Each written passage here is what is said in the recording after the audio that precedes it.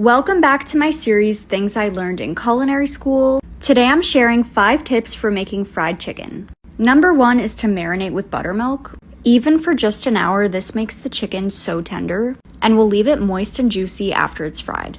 Besides buttermilk, the next key ingredient in this chicken recipe is cornstarch. Using the combo of cornstarch and flour makes the perfect crust on the chicken. You could also add some buttermilk to the dry mix, giving it a more textured crust.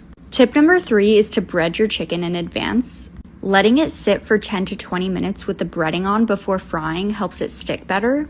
And when it's time to fry the chicken, be sure to fry in small batches. Even with a big pot like this, I'm doing 2 to 3 at a time. Not overcrowding is the key to get tender and crispy chicken. And the final tip is to season in layers, using spices and salt in the wet and dry mixture, and hitting the chicken with salt after it's fried will give you layered flavor for that perfect bite.